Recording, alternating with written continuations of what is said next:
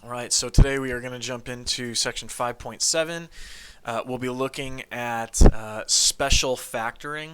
So the last time we were looking at specific examples of just how to do normal factoring, but there's a few instances that come to mind specifically that we'll look at today, where you actually have a couple of tricks you can pull out of your toolbox, if you know what I mean, to work through and to solve these problems a lot more quickly. So let's just go ahead and take a look. The two main ones are going to be the factoring the difference of two squares, which here is what we have. So in other words, if I have two different squares that are represented here with a minus sign in between, then I can multiply whatever the square root of each of those is.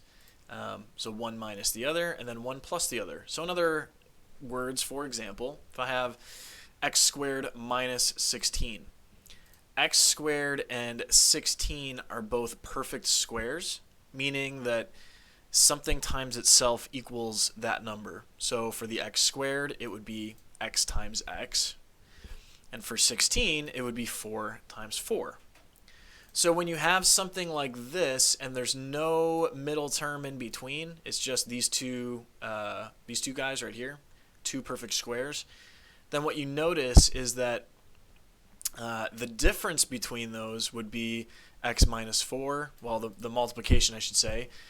The product of them would be x minus 4 times x plus 4. Okay, so this is kind of a nice little shortcut. If you see something like this, where both of these are perfect squares, you don't even have to do any of the factoring like you normally would. You can literally just write it out as whatever the product of those are with different signs. So it's kind of cool. All right, a couple more. There's another one here. Well, there's really two pieces for perfect square trinomials. Trinomial meaning three terms, so 1, 2, 3. Perfect square trinomials, what that means is that we have a plus b squared and then a minus b squared. Now, this is ultimately what you can start with, and then you can get it to the final piece. So again, another example that I listed here, and don't worry, I'm going to go through a bunch of examples, so hopefully you'll see how it all works. Here we're going to factor this number. Now, you'll notice that 9a squared is also a perfect square. Again, I'm going to work out specific examples. I just wanted to show you. If I take 3a and multiply 3a by itself, it's going to equal 9a squared. Simultaneously, if I do 49, square root of 49 is going to be 7. So I have 3a in the front and 7 in the back. Now pretty much all I have to do is check which one matches the form up here above. And it looks like it's going to be the one with the minus sign. So there's a minus sign here, so it's going to be this bottom one. And we just have to check to see that the inside, this 2ab, is going to match up with this minus 42a. So basically we're doing 2 times 3a times 7. So 7 times 3 is 21, times 2 is 42, and then we have an a in there, which means that that is my solution. So it's going to work. So really what we're going to have is 3a minus 7 times 3a minus 7. In other words, that's 3a minus 7 squared, and that's our solution. We'll do one example of this on the whiteboard, so don't worry. Same thing down here. This kind of looks a little weird. This is if you have a perfect cube. You'll notice this guy right here looks a little different than these guys up here, and these are dealing with cubes instead of squares. So a little different, but yeah, hopefully we'll go through that real quick. And then the same thing with factoring trinomials in quadratic in form. Long story short, if you have something that is like say for example, I've got x to the 6th plus 3x to the 3rd plus, I don't know, 4. So if I had something like that where this was maybe x to the 6th, x to the 3rd, all you're doing in this case is you're substituting u for something else. And again, I know it's hard to explain it right here. I really just want to work an example out because I think you'll understand it when I do it. So let's actually just not waste any more time. I want to jump right into the whiteboard and go through some problems here. Okay. 5.7. So we are going to look at, where was I? Here we go. Question number 17. I think this was actually the exact same one that I put in the notes. So that one's going to be easy. So we're going to factor this. Okay. So this has the form a squared minus b squared, which is equal to a minus b, a plus b. And again, the order doesn't matter. You can do the plus b before the minus b. It doesn't matter.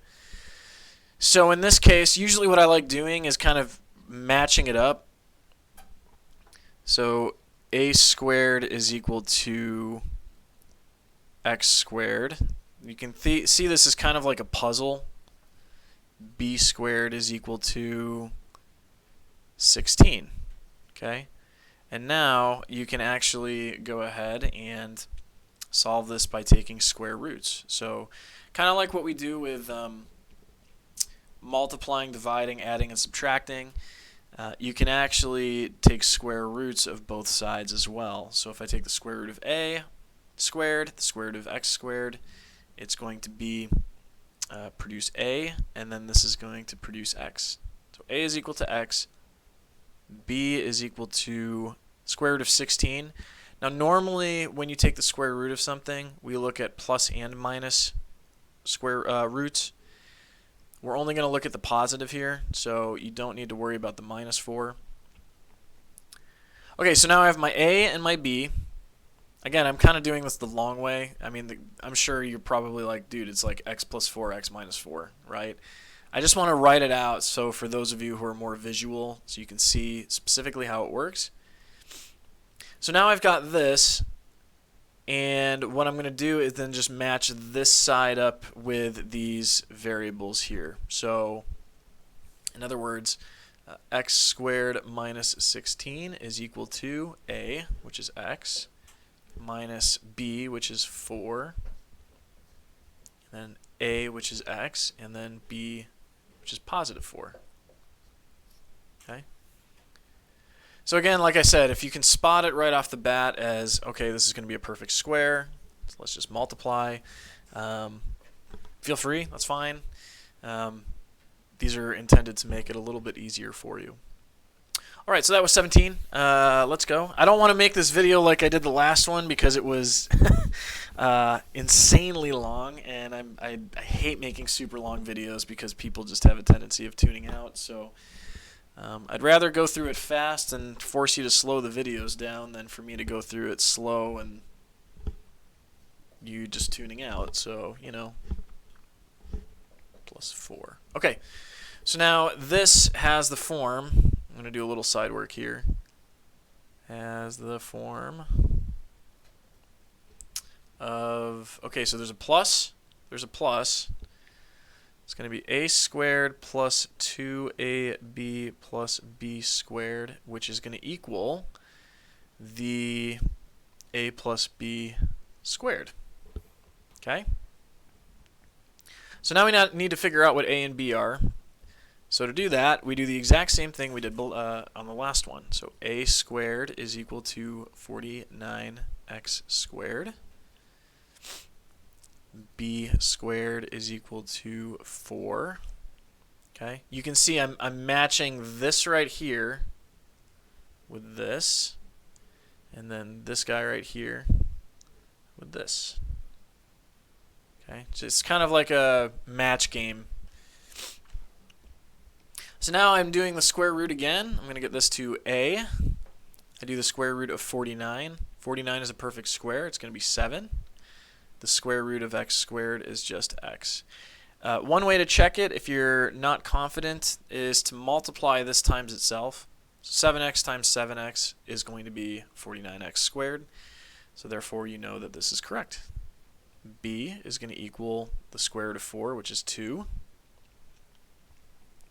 And now we just have to check to make sure that this middle term here matches 2ab. So we have a squared, we have b squared, we have 2ab is going to equal 2 times 7x right here times b, which is 2, which is equal to 14x times 2, which is equal to 28x. So that matches perfectly. Perfect. So now what that means is I can literally look at this last piece and then substitute my a and my b in for those pieces. So I'm just going to write this out again. 49x squared plus 28x plus 4 is equal to a, which is 7x, plus 2 squared. And there it is. That is question number 24. All right.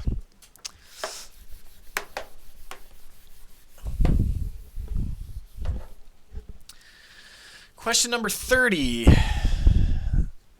So a lot of times you can think of what we're doing in each section. I really want to point this out. Each section we're adding more and more and more knowledge. It's building upon itself, okay? Very rarely in these classes will we go through something and then just completely ignore it moving forward. Usually the material is designed in such a way, or the progression of the course is designed in such a way that when you are looking at problems, it's most likely going to involve prior material that you've already gone through. So this is why I keep hammering this point home. That's so important, that if you get confused or you're stuck or you don't know what to do on a specific section, you need to take as much time as you can take to work through it, to be comfortable with that material, because it is not going to serve you to just bypass it and try to power through.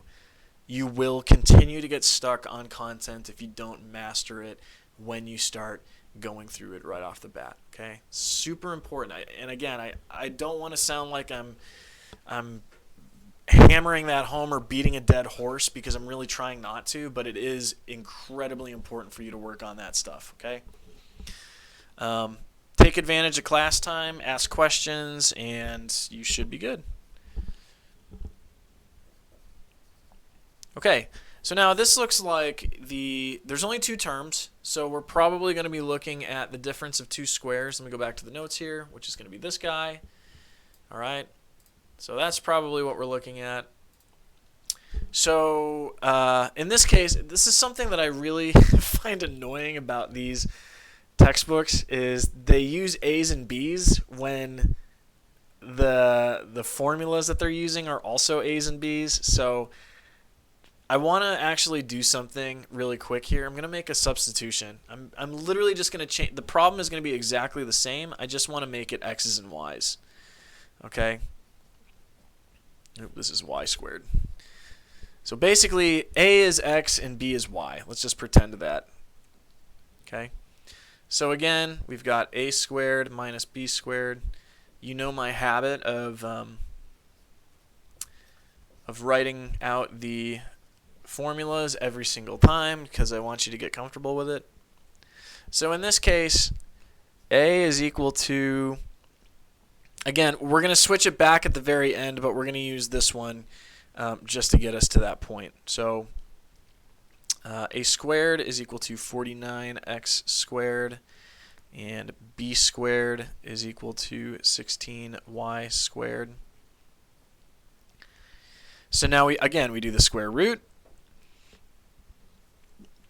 What times itself is 49x squared? I think we literally just did this in the last question. It's going to be 7x. What times itself is going to equal 16y squared. And the trick here is you can do the square root of the coefficient, the number, and the variable separately. So Square root of 16 is going to be 4. The square root of y squared is going to be y. Okay? And so what that means is we have 49 x squared minus 16 y squared is equal to, matching this, 7x minus 4y, 7x plus 4y. Okay. Now what I'm going to do is I'm going to swap out a's and b's. Okay. So all you're going to do now, because the original question was asking in a's and b's, just change x's and y's. So just make this 7a minus 4b. 7a plus 4b. Okay. Again, I was only doing it because it was confusing that they had this, but this is also how they represent it in the textbook. Which is why I changed it to x's and y's, but then at the end I just changed it back. So you can make substitutions for variables. If you don't like the variables, just change it to whatever you want. You can make it x's and y's. You can make it Greek letters. I don't really care. As long as at the very end of the question or the problem, you swap it back to whatever you started with. So, in fact, this kind of comes back a little bit later when we do that. I think I mentioned how it's kind of confusing the way the book describes it, but if it's in quadratic in form, we'll talk about that. We have an example that I'll go through, but yeah, I just wanted to point that out. Okay, it's a good habit to get into. 49. Let's go ahead and take a look. We'll do 31. Okay. Question 31. 16x squared minus 121 minus 121. Oh, there we go. Minus 121. By the way that you say numbers with hundreds in them, little side note, don't ever say it as 121, okay? The and in math actually represents a decimal point, so, or adding, so it technically could be, but for the most part we use and to represent decimal points. So this here should be 121, not 121, okay? So here we go.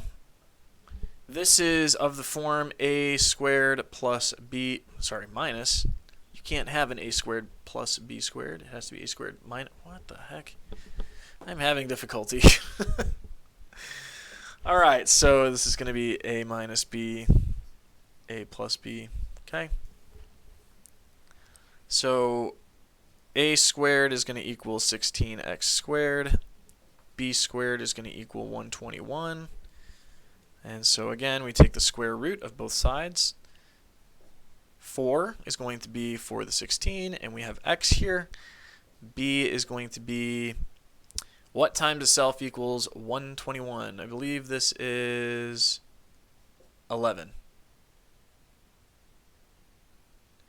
So when we are going ahead and then substituting these in here, we'll have, well, let's just do it. 16x squared minus 121 is equal to a, which is 4x, minus 11, 4x plus 11. Okay? So there it be, 31. All right, let's keep going.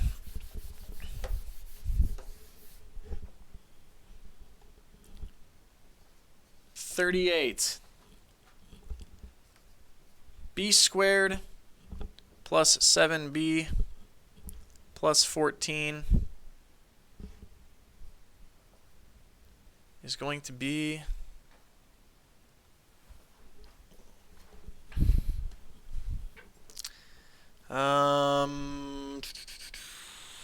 this is going to be something that has the form, there's a plus there, so is going to be a squared plus 2ab plus b squared is equal to a plus b squared. Okay, Now, again, I'm kind of going through that fast. I memorized it, but yeah. All right, so let's go ahead and make our, let's just, again, I'm going to swap this to an x squared plus 7x plus 14. So a is equal to x squared, b is equal to, b squared is equal to 14. And then if I do the square root of this is x. Notice, if I take the square root of 14, I am not going to get a very nice number because nothing times itself equals 14. The square root of 14 times itself is 14, but it's not a number that's very nice to work with. So this doesn't really give us a perfect square, which means if you get to something like this, it's not nice. If you get to something like this, this is considered non-factorable. Okay?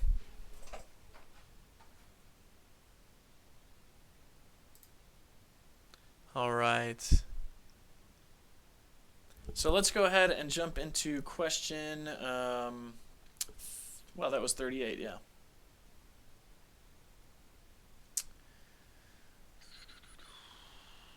I want to show you, well, I'm going to show you another example here in just a minute, okay?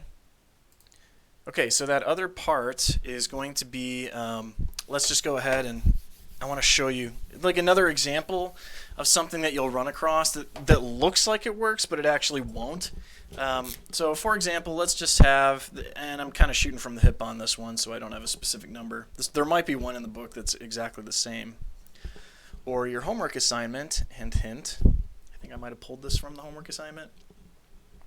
This one actually does have the form of a squared minus 2ab plus b squared, which is equal to a minus b squared. Okay, so let's just go ahead and do what we were doing before. A squared is equal to y squared. B squared is equal to 25. A is equal to y.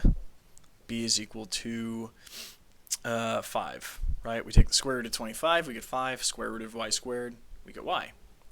So here is the problem. You always have to check this middle part, the 2ab, because if I were to do this, 2ab, this is equal to 2 times y times 5, which is equal to 10y. But notice what's listed right here. Okay? So it's not possible. You can't do it, okay? This does obviously not equal that, so this is also non-factorable. Factorable. I think I mentioned this the last time, but there are situations where you will have something that's non-factorable. I think later in the semester we're going to talk about the quadratic formula, and that will give us values for give us solutions basically to this problem, or what those factors would be.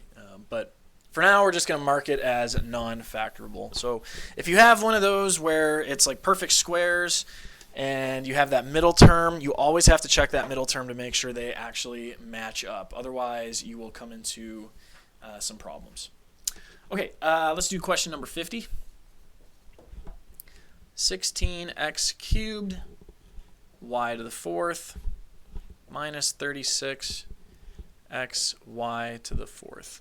Okay, so in a situation like this, kind of like what we did the last time, like I said, I mentioned how we're like merging or combining a whole bunch of stuff together.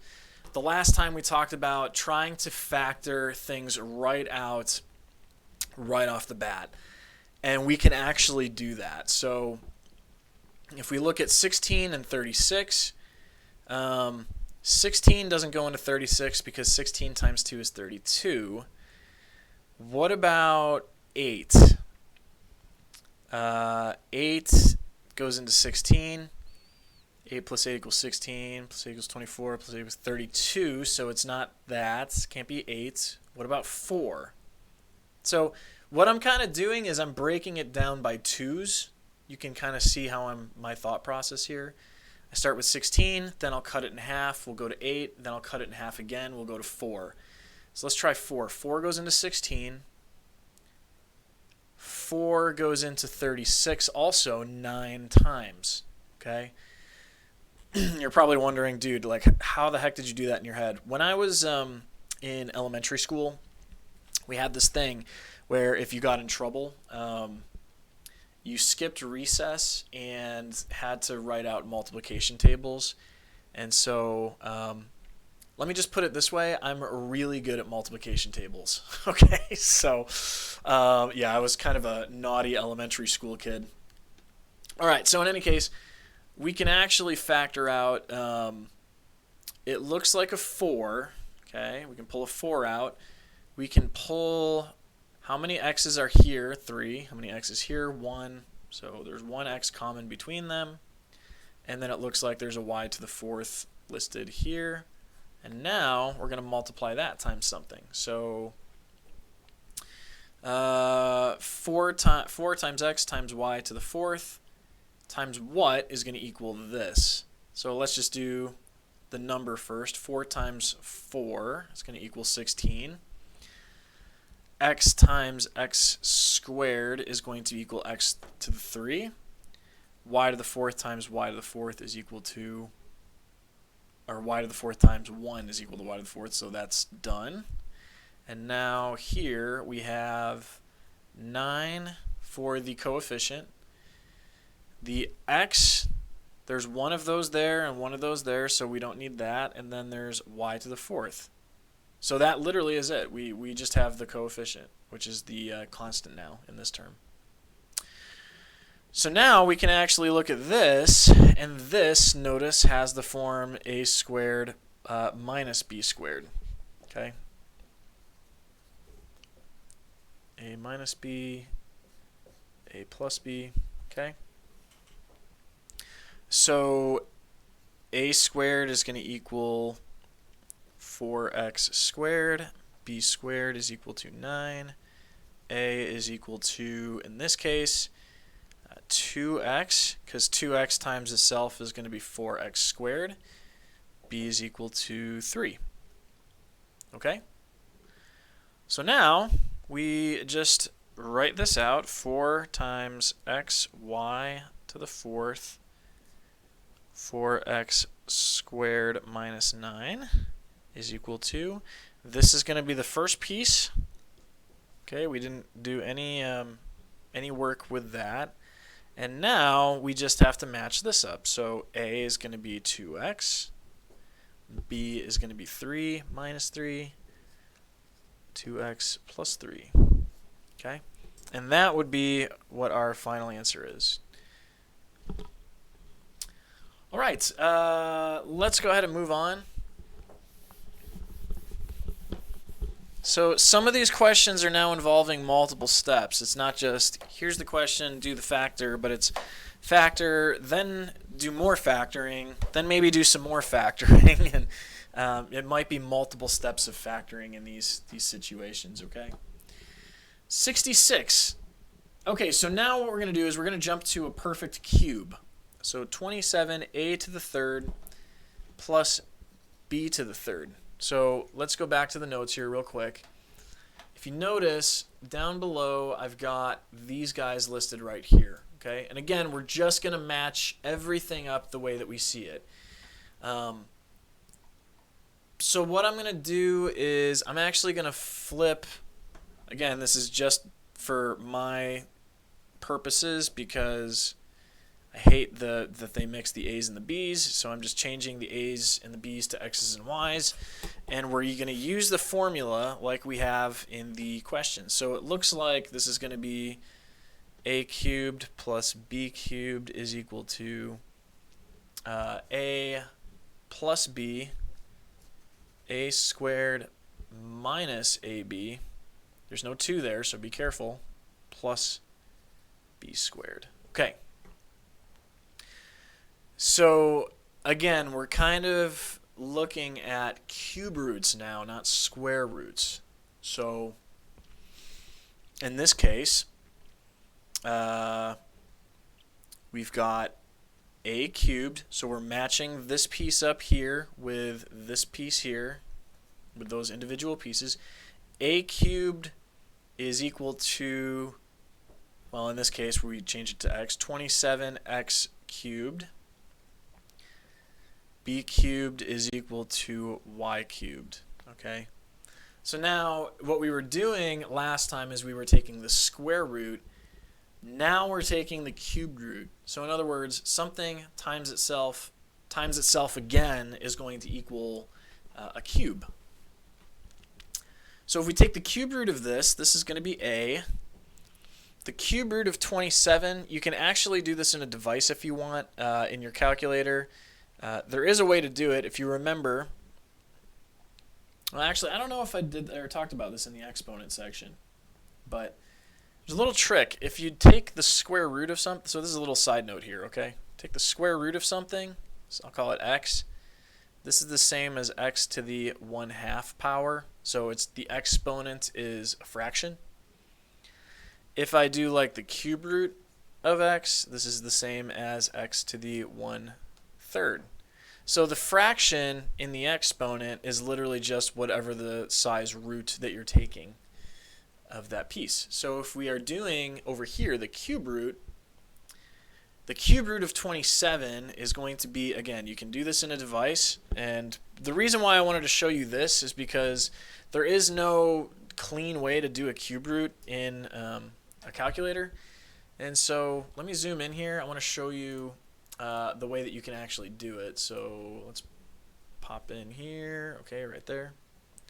So if you have a TI-84, what you can do is you can use your fractions actually as roots. So for example, if I wanted 27, I would raise it using the caret button, which is right here. Okay, it's right above the, you can see where my marker is on the bottom. It's right above the divided sign. And then you have to put brackets in for these. And then you do 1 divided by 3.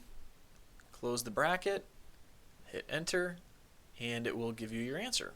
So if you have a TI-84, it's a really cool, useful tool in order to find any kind of root that you want.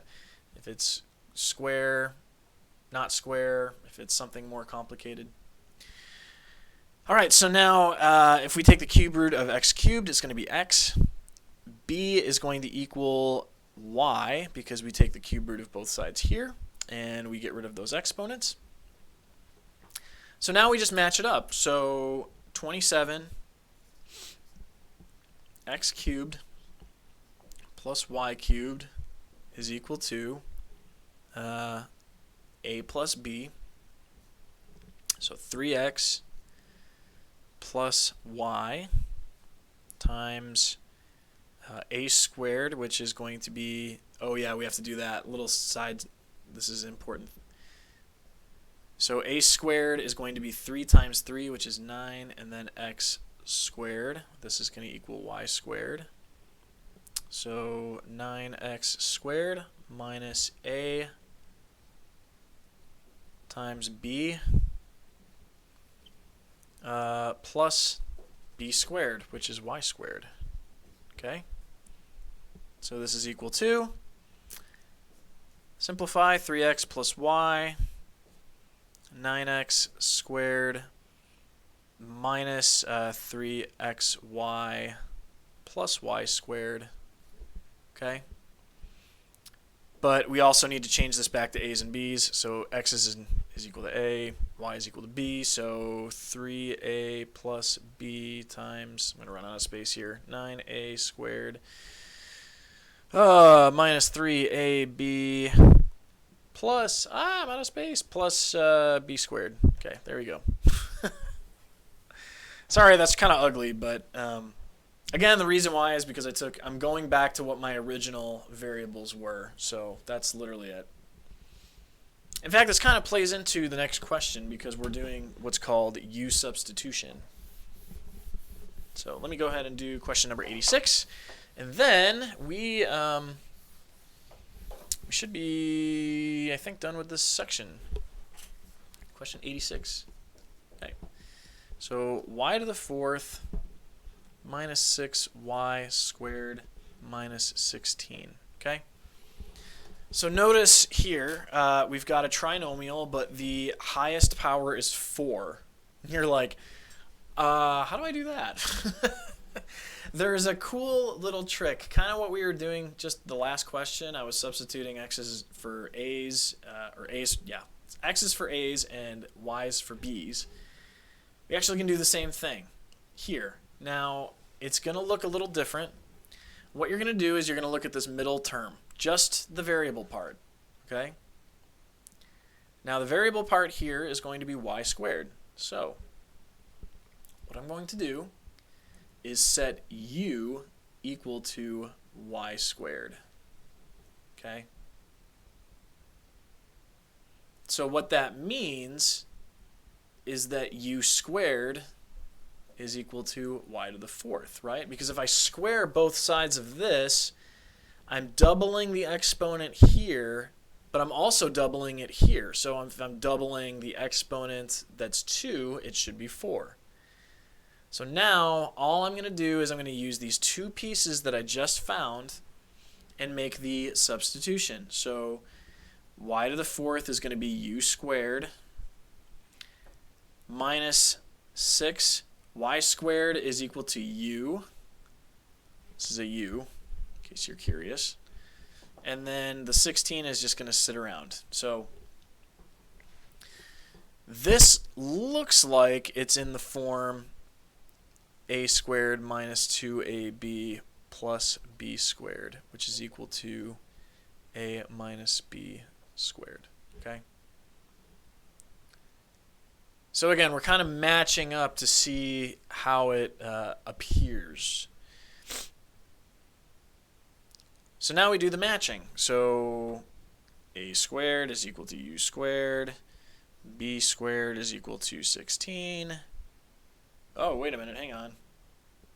This is not going to be of this form because look, this is a plus. This is a minus. Minus, plus. Can't do that. Not cool. See, that was my mistake right there.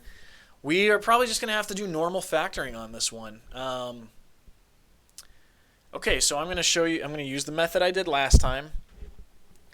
Let's look at 16. What are the factors of 16 that could potentially, when added together, equal 6? So 8 and 2 are going to be the numbers, okay? 8 and 2. And because this is negative, that means that the bigger value is going to be negative. So here we're going to have u minus 8 and then u plus 2, okay? So that is ultimately what we are going to get. Now, when you get to this last part, again, sorry, this is kind of a weird one, and there's a lot of weird kind of twists. Wait, there's a twist, hang on. When you get to the end where you have the perfect factored form here, you need to swap out your u's for what you initially substituted in there. So u, we set it as y squared, so I just changed that to y squared. Okay. Kind of like what I was doing the last question. And then this is going to be your final answer. Okay. All right, well, that's it for this section. If anyone has any questions, let me know. And, yeah, have a good one.